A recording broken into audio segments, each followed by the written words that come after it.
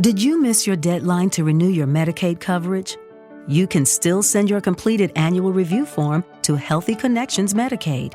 You may be assigned to another health plan, but you can ask to come back to First Choice within 60 days of renewed Medicaid eligibility. It's your family. It's your choice. First Choice is the right choice. Renew and choose us. Visit selecthealthofsc.com/renew to learn more. It is Ryan here, and I have a question for you. What do you do when you win?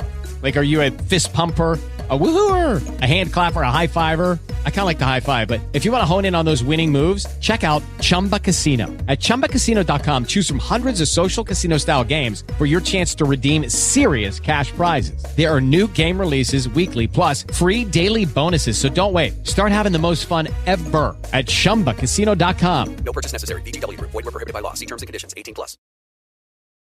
This episode from the life of Sherlock Holmes will be transmitted to our men and women overseas by shortwave and through the worldwide facilities of the Armed Forces Radio Service. Petri Wine brings you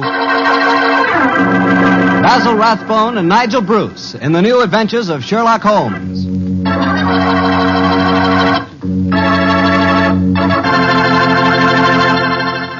The Petri family, the family that took time to bring you good wine, invites you to listen to Dr. Watson tell us another exciting adventure he shared with his good friend, that master detective, Sherlock Holmes. And if you ask me, the best way to listen to that story is to do it with a glass of port wine right handy. Petri California port. No kidding, that Petri port is just swell for any time good friends get together to talk things over. You couldn't ask for a more delicious wine. Why, just looking at the deep, rich red color of that Petri port tells you that here's a wine with a flavor that comes right from the heart of sun-ripened grapes. If you haven't ever tried Petri Port, why not get a bottle and have a glass after dinner tomorrow night? It's a perfect after-dinner wine, you know.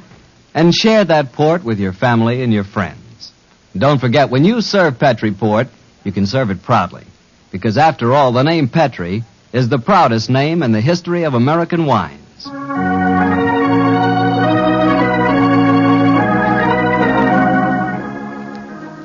And now let's keep our weekly appointment. Good evening, Dr. Watson. Good evening, Mr. Bartell. Draw up a chair. Thank you. That's it. By the way, do you know what date it is? November 5th, isn't it? That's right. In England, it's known as Guy Fawkes Day. Have you ever heard of it? It's something to do with a gunpowder plot, isn't it? Yes, Mr. Bartell, it is. And as Sherlock Holmes and I had a very unusual adventure on the 5th of November many years ago, it seems appropriate that I should tell you about it tonight. Before I begin, I think it might help you to appreciate the true flavor of the story if I tell you a little about the origin and the customs of Guy Fawkes Day. It's a swell idea, Dr. Watson. Well, my boy, on November the 5th, 1605, exactly 340 years ago today, King James I was about to attend the opening of Parliament when a plot was discovered to blow up the House of Lords during the ceremony. And the chief conspirator was Guy Fawkes, I suppose? Yes, he was. He was captured in a vault immediately below the House of Lords, a vault full of barrels of gunpowder. Of course, he and his fellow conspirators were executed. And ever since then, November the 5th has been known as Guy Fawkes Day. Well, how's it celebrated, Doctor? Well, it's a great time for the youngsters, Mr. Bartell. They black their faces, throng the streets, begging for pennies, and build bonfires in which to burn effigies of Guy Fawkes. These effigies are life-size dummies, stuffed with straw and dressed in old clothes. The children parade them in the streets chanting rhymes. Well, now, let me see. Pleased to remember the 5th of November. Guy Fawkes Guy, hit him in the eye. The kids must have quite a time. Sort of like Halloween, huh, Doctor? Yes, not unlike it, my boy. Well, now that I've told you something about the customs of Guy Fawkes Day, I'll get on with my story. It began just before lunch, I remember, on November the 5th, 1899. The day was foggy and cold, and Holmes and I were seated each side of a blazing fire in our Baker Street rooms. From outside, we could hear the sound of voices laughing and singing. Suddenly, Holmes rose and crossed to the window, opened it, and looked out.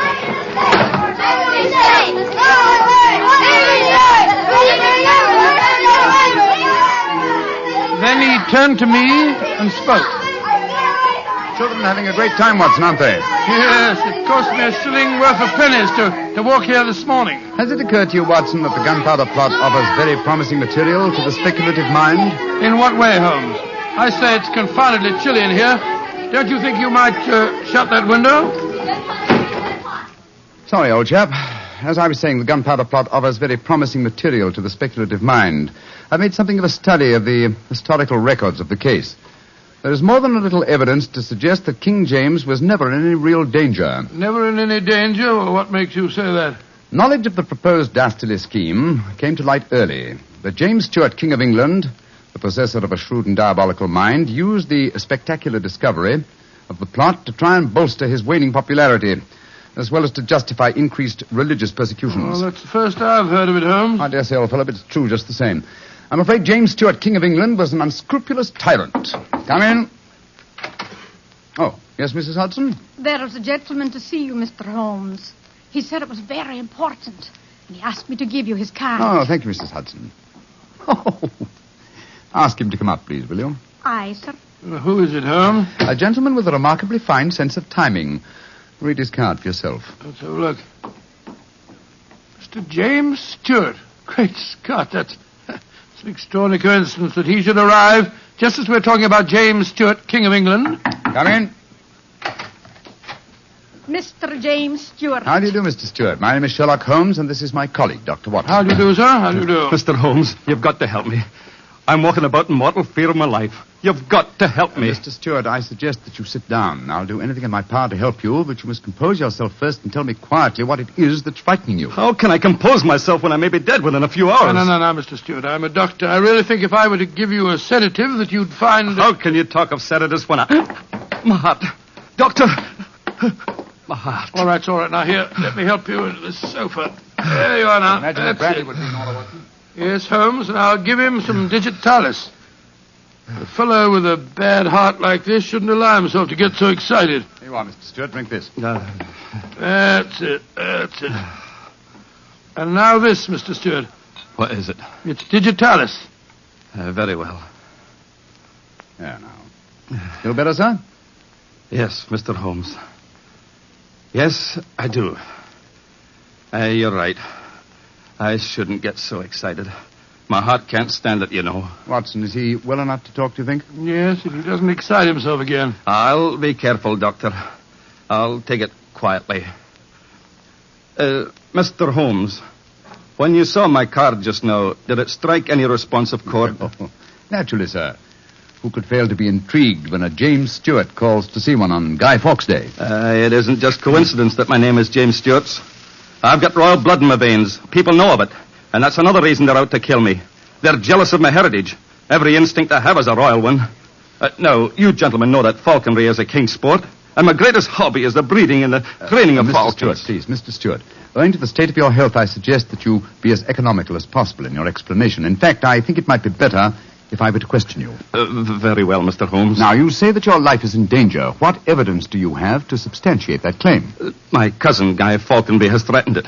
You see, Mr. Holmes, he and I are the only heirs to a wealthy uncle. His fortune will go to the surviving heir. If I were dead, Guy would inherit everything. Seems to me, Mr. Stuart, that you should have applied to Scotland Yard for protection. I did, Dr. Watson. Only a few days ago I saw a certain Inspector Lestrade, I think his name was, and he laughed at my fears. Oh, Lestrade. And he laughed, did he? Well, then in that case, there may be something in your story, sir. You say that your cousin has threatened to kill you. Has he indicated the method he intends to employ? He has, and it's a devilish plot. Guy has a bitter, twisted sense of humor, gentlemen, even when he's planning as dastardly a thing as a murder. I am James Stuart. He is Guy Falconby, which is near enough to Guy Fawkes. Today is the 5th of November, and he's planning to blow me up. Oh, come, sir. You can't expect us to believe that. But it's true. He warned me. And the celebrations that are going on in the streets of London today would make a rare cloak for his activities. I must confess, Mr. Stuart, that I find your story most unconvincing. All your evidence appears to depend on conversations held between you and this cousin of yours. You have no facts, sir, to substantiate your claims. But I have. Then please let us hear them. I live at 23 Cavendish Square. A week ago, the house next door to me was let to a new tenant. Almost immediately, workmen became very active there. They were digging in the cellars, Mr. Holmes. I could hear the sounds of picks and shovels through the walls. Digging in the cellars? That does sound significant, doesn't it, Holmes? Extremely. Did you observe any other activities of the workmen, Mr. Stewart? Aye, Mr. Holmes. Vans have been delivering large packing cases to the basement during the last 2 days. Mm-hmm. I know what's in them, too.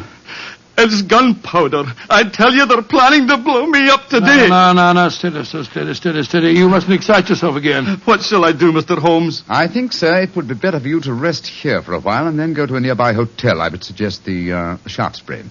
And wait there until you hear from us. And where are you gentlemen going? Watson and I, after donning suitable disguises, will visit the house adjoining yours in Cavendish Square. I think an examination of the cellar there might prove most illuminating.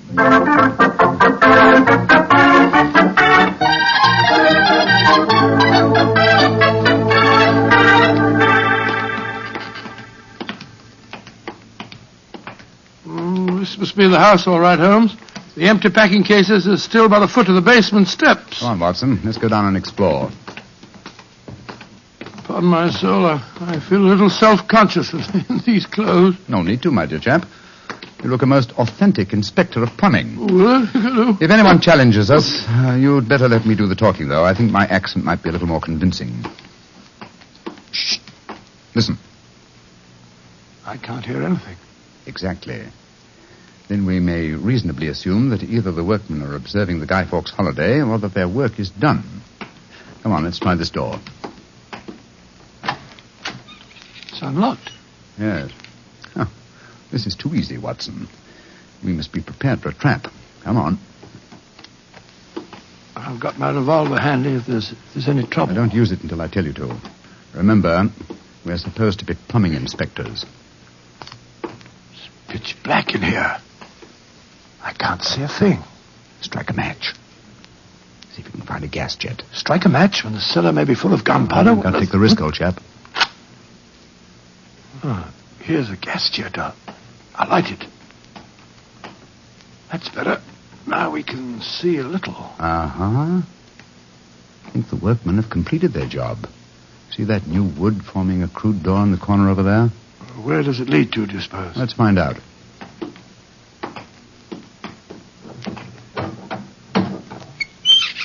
Oh, also unlocked.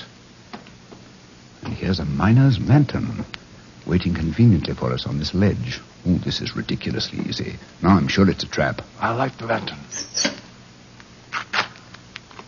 Great Scott, it's a tunnel. Yes, it's a tunnel leading into Mr. Stewart's house next door. Let's explore it.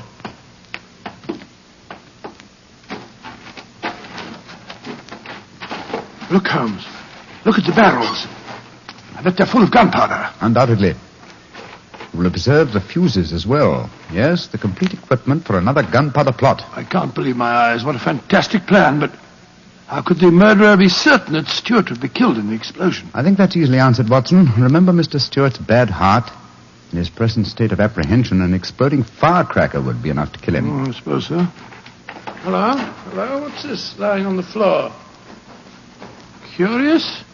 It's a funny strip of silk with a little ring on the end. Let me see it, Watson. Aha. This seems to be familiar. By Jove. I believe it's a Jess. A Jess? What on earth's that? The last piece of evidence necessary to confirm the conclusion. Come out of there! And keep your hands above your heads! I've got a revolver! Right, y'all, Governor. We ain't doing no harm. Now remember, Watson, I'll do the talking.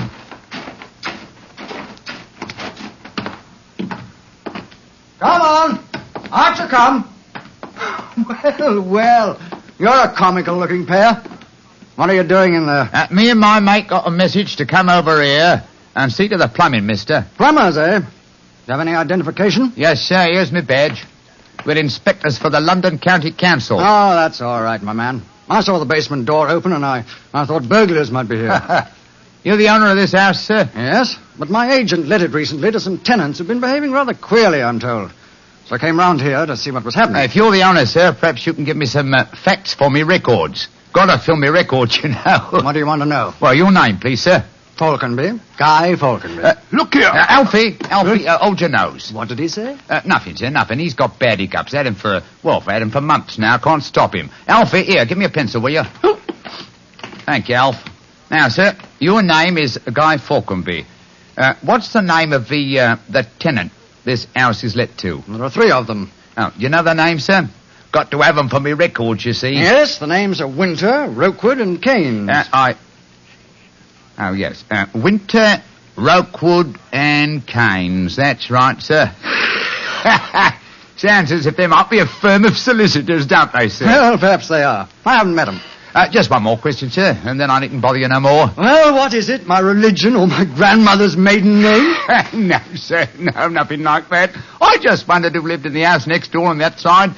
We've had a complaint from there, too. Their pipes is bunged up. My cousin lives there. His name's James Stewart. Mr. James Stewart, eh? Oh, much obliged, sir. Me and my mate will be going next door, then. Come on, Alfie. I'm not surprised his pipes are bunged up, as you so graphically put it. He's a great one for practical jokes about the house. As a matter of fact, he's planning one of them tonight. Well, that's no concern of yours. By the way, my man, what's your name? Nivet, sir. Tom Nivet. Come on, Alfie. We got work to do.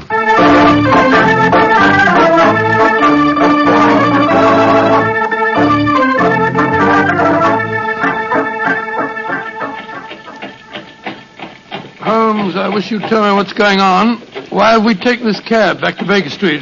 Get out of these clothes. They've served their purpose. Now there's more serious work afoot. Well, I'm still confused about our interview with Guy Falconby. Why did you say your name was Tom Nivet? What touch of vanity, old fellow? Vanity? How do you mean? Well, consider the names in this case so far, Watson. James Stewart says that he's been threatened by Guy Falconby. A name, as Mr. Stewart points out, not unlike Guy Fawkes. Do you recall the names of the 3 tenants that Mr. Falconby gave us a few minutes ago? Yes. Winter, Rokewood, and Keynes. But what's that got to do with it? A great deal, my dear fellow. Thomas Winter, Ambrose Rokewood, and Robert Keynes were the 3 men executed with Guy Fawkes in the original gunpowder plot in 1605. Good Lord, but where does Tom Nivet, the name you gave yourself, fit into the picture? Thomas Nivet was the Westminster magistrate who arrested the conspirators. Since the would-be murderer has such an academic knowledge of the original plot, I thought I'd let him know that he was up against an opponent worthy of his steel.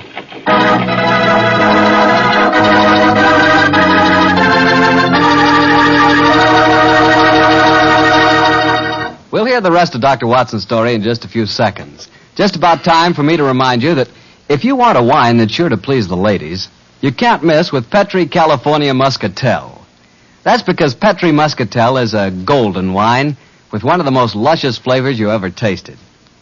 Did you ever taste a big, plump muscat grape that's ripened in the sun? If you have, then you know what to expect when you taste Petri Muscatel. It's a wonderful wine, perfect after dinner and swell when company comes. Just remember that, won't you? Petri Muscatel. Well, Doctor, you and Mr. Holmes were certainly having yourselves quite a Guy Fawkes day. What happened when you got back to Baker Street? We quickly changed out of our disguises and back into our ordinary clothes. I was still pretty much in the dark, as usual. And I kept questioning Holmes as to our next move. He was in a state of suppressed excitement. And it was obvious as he spoke to me that he was anxious to be off. Watson, don't dawdle. There's so much work ahead of us. What do you mean, don't dawdle? I'm not dawdling. I'm dressing as fast as I can. What's our next move, anyway? Well, we must split our forces. Let's get hold of my band of street urchins, the Baker Street Irregulars. I'm going to surround Mr. Stewart's house in Cavendish Square, and they'll be invaluable for that purpose. Well, what do you want me to do? Go to the Shaftesbury Hotel and collect Mr. Stewart, then return with him to his house and wait me there. I shall join you as soon as I've rounded up the irregulars, but I must warn you. Don't leave Mr. Stewart for a moment. Don't let him out of your sight until you see me again. Of course I won't, Holmes, but, I must say, the idea of all that gunpowder in the cellar doesn't make me feel any too happy. Have faith in me, old chap. Have faith in me. You know, I wouldn't expose you to any danger if I could avoid it. And I assure you that I shall join you and Mr. Stewart very shortly. You have your revolver? Yes, of course. Good. And, give Mr. Stewart this revolver, will you? Tell him that I insist that he carries it. I fear that his own has probably been tampered with. Right you are, Holmes. I'll see that he has it. This is a strange business, I must say. That Guy Falconby seemed such a decent sort of fellow. Yes, he appeared to be a most amiable fellow, didn't he? This is indeed an unusual case, Watson. We're up against one of the most sinister and twisted antagonists that we've ever met.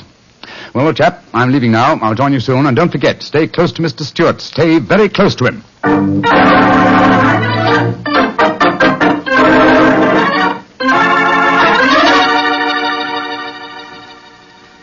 Dr. Watson, I wish your friend were here. No, don't get so excited, Mr. Stewart. You'll be here any moment now. You've still got the revolver that I gave you? Yes, it's in my pocket. But what's the good of a revolver if there should be an explosion? Answer me that if you can. No, you must have faith in Mr. Holmes, sir. He's arranging now to have this house of yours surrounded by his band of street urchins. They'll see that no one gets to the cellar next door to light the fuses. A bunch of children. How can they do anything? You don't know the Baker Street irregulars, Mr. Stewart. And it's a perfect day for them to operate. As black-faced boys begging for pennies, they'd pass unnoticed anywhere. I hope you're right.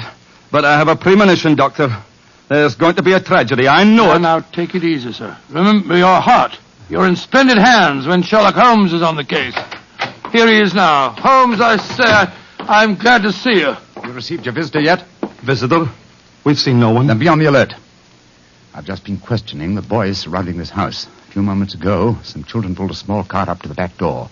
A cart containing a life-size dummy. My irregulars thought that it was an effigy on its way to a bonfire. Oh, why shouldn't it be, Holmes? I have reason to believe that it's someone visiting you in disguise, Mr. Stewart.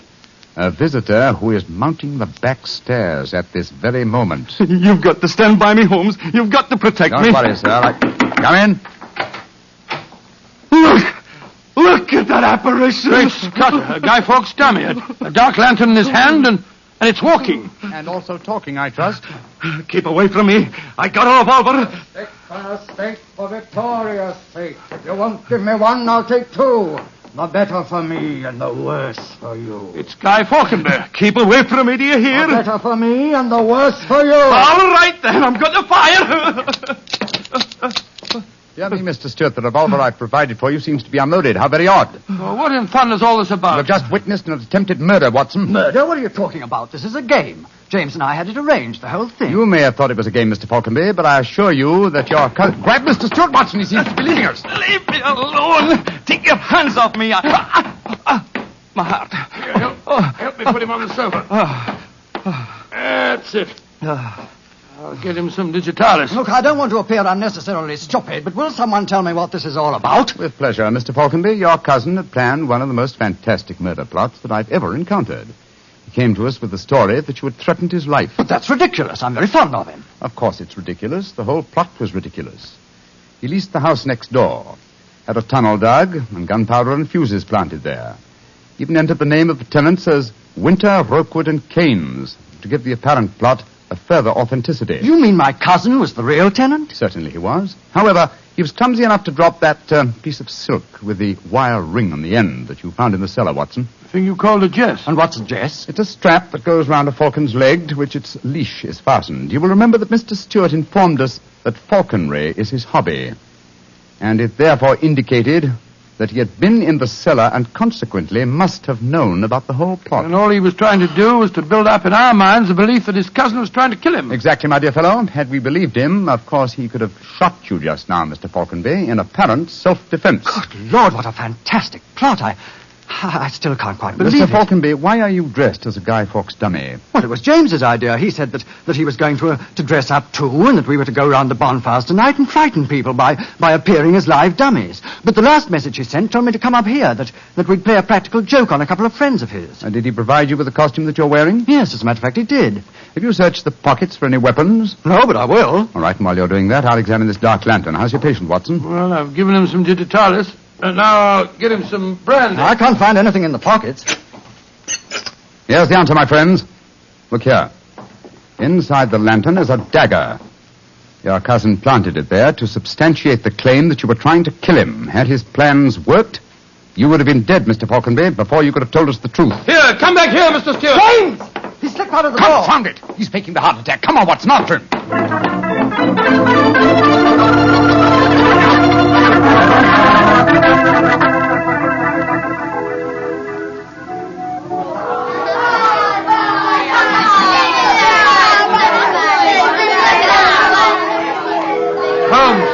Holmes, where are you? Out of the way, please. Blimey. Here comes the Lord Mayor of London, chums. Excuse me, please. I'm trying to find a friend of mine. It's most important. Holmes, where are you? Get out here, my son. I hear you calling me. Out of the way, please. I'm coming, Holmes. Why don't you send me a postcard? You got away from me in the crowd. I'm afraid Mr. Stewart got away from us. Well, we'll never find him in this mark. Dr. Oldfellow, he's a dangerous man. There's no knowing what he may do. Where are the irregulars? Ah, there's Wiggins. Wiggins! Hello, Mr. Holmes. Wiggins. Dr. Watson. Did you see a man run out of that house a few minutes ago? No, Governor. Perhaps Charlie did. Hey, Charlie, come over here a minute. It's Mr. Holmes. All right. I bet Charlie didn't see anything, though. He's got some savvy girl with him. Hello, Mr. Holmes and Dr. Watson. Hello, Charlie. Hello, Charlie. Did you see a man run through this crowd a few minutes ago? A tallish man with a gray mustache? Yes, I did. A man came running out of the house over there. That's the house. Where'd he go? He ran down toward where the shops are. And he stole our dummy, he did? The one we are going to burn in the bonfire. I tried to stop him, but he got away. Holmes, look up there on the roof. There's a figure. By Jove, I believe it's James Stewart. That's the man. He's the one that stole our dummy. He's standing up on the roof. He's going to jump. If he does, he's going to land in the bonfire. There he goes. He is jumping. Right into the middle of the fire. It's awful. He'll be burned to death. Don't worry, Wiggins.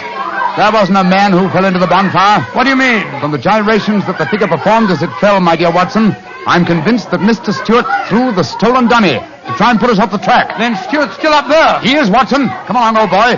It's up on the rooftops for us. Up on the rooftops.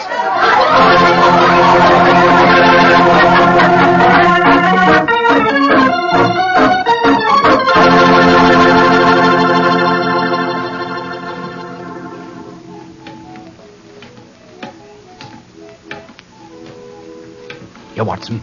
Let me help you up. Can you reach my hand? Yeah, I got it. All right, then. Up you come. Come on. That's it. Phew. Seems to me that fire escapes must be designed for giants. Keep your eyes skinned, old fellow. Stewart's a dangerous man. Might be hiding behind those chimney stacks. Come on. Upon my soul, this is a strange place to be on Guy Fawkes night. Yes, a comprehensive case, Watson. Starts in a cellar and ends on a rooftop. Look, Holmes. By the parapet there. The crumpled body of Mr. Stewart. Looks to me as if it... Yes. He's dead, Holmes. Well, it's not surprising. The effort of carrying the dummy up here and throwing it, combined with his own state of excitement, were too much for him. Well, quite frankly, I can't say that I'm sorry. No, he planned a murder. If it hadn't been for you, he would have succeeded. An extraordinary case, Holmes. Yes, old chap, and one that should long make us remember the 5th of November. By Jove, yes. Please to remember the 5th of November. Gunpowder treason and plot. I see no reason why gunpowder treason should ever be forgot.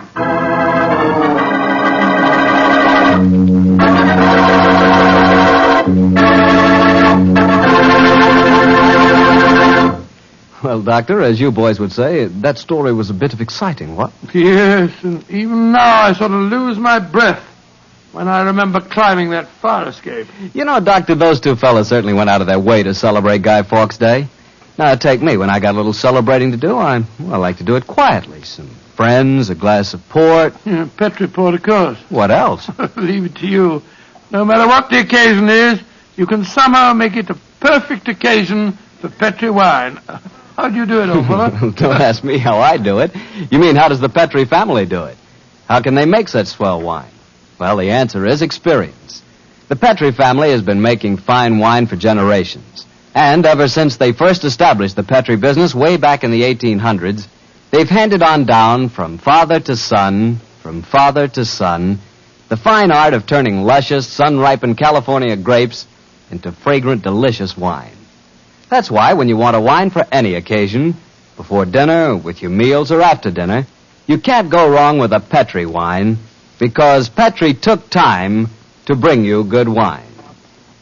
And now, Dr. Watson, what Sherlock Holmes adventure are you going to tell us next week? An old favorite, Mr. Bartell, a story that concerns strange music that was heard in a lonely house in the English countryside, and of the living death that stalked there. I call it The Adventure of the Speckled Band.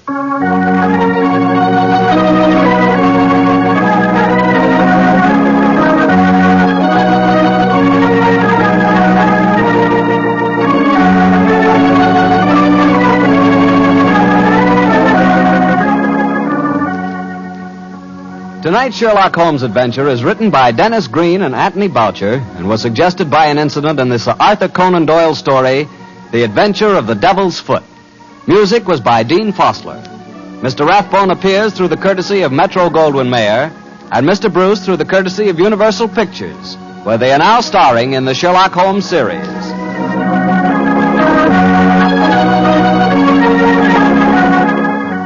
The Petri Wine Company of San Francisco, California, invites you to tune in again next week, same time, same station.